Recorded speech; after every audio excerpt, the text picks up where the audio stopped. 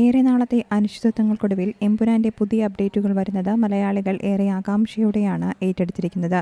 ഇതിനു പിന്നാലെയാണ് നിർമ്മാണ കമ്പനിയായ ലൈക്ക പ്രൊഡക്ഷൻസ് എമ്പുരാനിൽ നിന്ന് പിന്മാറിയെന്ന വാർത്തയും വരുന്നത്. ആന്റണി പെരുമ്പാവൂരിന്റെ ആശീർവാദ് സിനിമാസും സുഭാസ്കറിന്റെ ലൈക്കയും ചേർന്നായിരുന്നു ചിത്രത്തിന്റെ നിർമ്മാണം. ഇതിനു പിന്നാലെ എമ്പുരാന്റെ അപ്ഡേറ്റുകൾ പുറത്തുവരാത്തതിൽ ആരാധകർ വലിയ നിരാശയിലുമായിരുന്നു. ലൈക്ക പ്രൊഡക്ഷൻസുമായുള്ള പ്രശ്നങ്ങളാണ് ഇതിന് കാരണമെന്നായിരുന്നു നിഗമനം. ഇതിനു പിന്നാലെയാണ് ലൈക്ക പ്രൊഡക്ഷൻസ് എമ്പുരാനിൽ നിന്ന് പിന്മാറിയെന്നും ഗോകുലം ഗോപാലന്റെ ഉടമസ്ഥതയിലുള്ള ശ്രീ ഗോകുലം മൂവീസ് ലൈക്കയുടെ ഷെയർ ഏറ്റെടുക്കുമെന്നുള്ള വിവരം പുറത്തുവരുന്നത്. അതേസമയം മാർച്ച് 27 എന്ന റിലീസ് തീയതി മാറ്റുമോ എന്നാണ് ഇപ്പോഴത്തെ ആശങ്ക.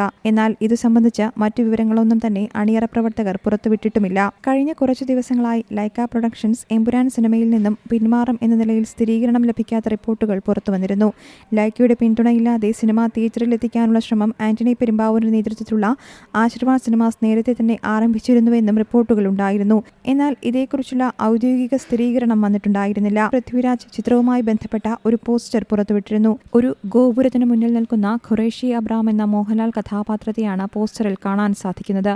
ഒപ്പം കുറിച്ച വാക്കുകളും സോഷ്യൽ മീഡിയ ഏറെ ശ്രദ്ധയോടെയാണ് ഏറ്റെടുത്തിരിക്കുന്നത്.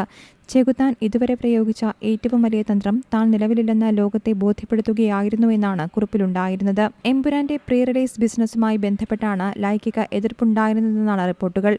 ഇത് കാരണം ഓവർസീസ് റൈറ്റ്സ്, OTT ബിസിനസ് എന്നിവയിൽ ധാരണയിലെത്താനായില്ലെന്ന് നേരത്തെ സൂചനകൾ വന്നിരുന്നു.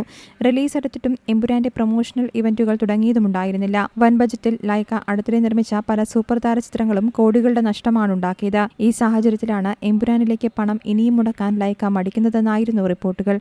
ഗോകുലം മൂവീസ് ലൈക്കയ്ക്ക് എമ്പുരാനിൽ ചെലവായ തുക നൽകി ധാരണയിലെത്തിയെന്നാണ് സൂചന. അതേസമയം ലൈക്കയുടെ പേര് എമ്പുരാന്റെ പ്രൊമോ വീഡിയോകളിൽ ഇപ്പോഴുമുണ്ട്. ഇതെന്തുകൊണ്ടാണെന്ന ചോദ്യവും ഇതിനിടെ ഉയർന്നു വരുന്നുണ്ട്. ഇനി ചിത്രത്തിന്റെ റിലീസ് തീയതി സംബന്ധിച്ച് ഗോകുലം മൂവീസിന്റെ തീരുമാനവും നിർണായകമാകുമെന്നാണ് റിപ്പോർട്ടുകൾ. News desk Zee Malayalam news.